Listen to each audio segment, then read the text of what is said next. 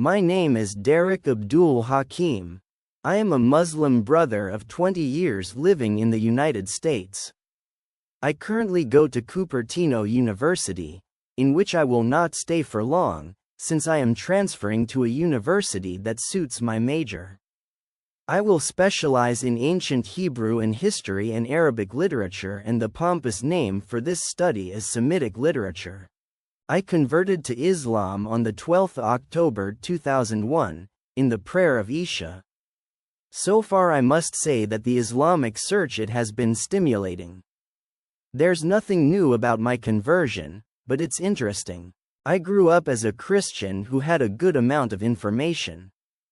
I was very excited to express my Christian belief to my friends, co-workers and co-students.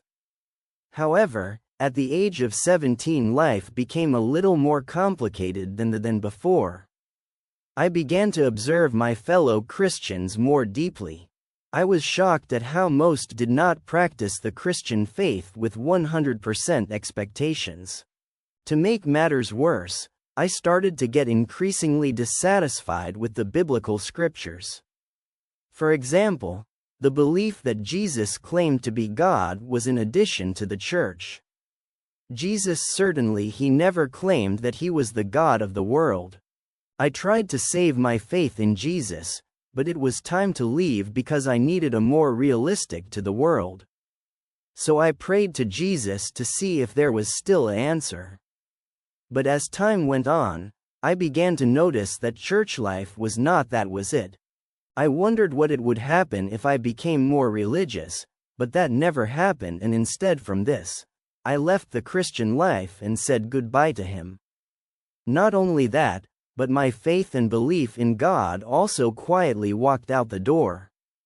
Now he was an agnostic, not knowing what faith to follow or whether we were surrounded by God or not. We're lost, in a chaotic world. He was not an atheist. I was just confused about who or what God really was. Things didn't add up. Soon after my rejection of the faith in the church, my grandmother died. If he did not question the life before, certainly did it now. I began to have thoughts about the universe and whether we were really human. I began to ask why I should remain ethical. I refused to drink because I felt it was a sin, interesting to someone who had no faith or believed in God.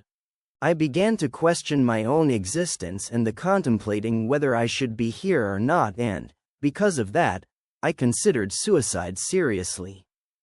I wanted to quit my job because I was under stress. At that time he was 18 years old. Alhamdulillah had the comfort of friends to make me prevent such a catastrophe. But, as I was still without a faith, I couldn't improve much on my side, and I still didn't know how to deal with death of my grandmother. Finally, I began to read for my own account. I found a book that discussed the beliefs of the world, and I saw Islam. I had simply never thought much about Islam.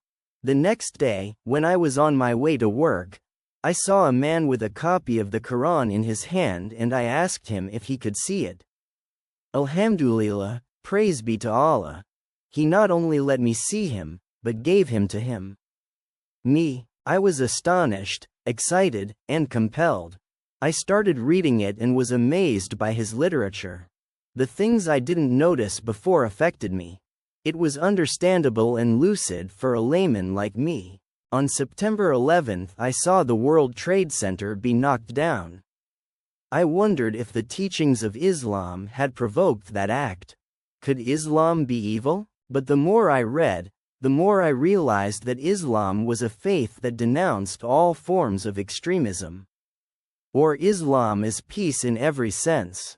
We certainly wouldn't judge Christianity by the bombs in abortion clinics, or not. We would describe Judaism as an ethnic faith that only wants a Jewish world to be believed.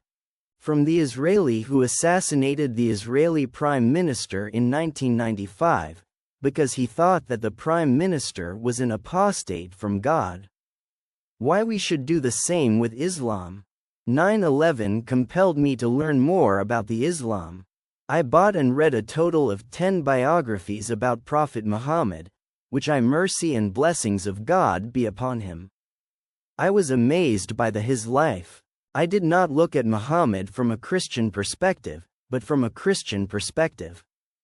A historical, political and cultural perspective. After my readings about Islam, I decided to convert. I was in search of faith and I found it.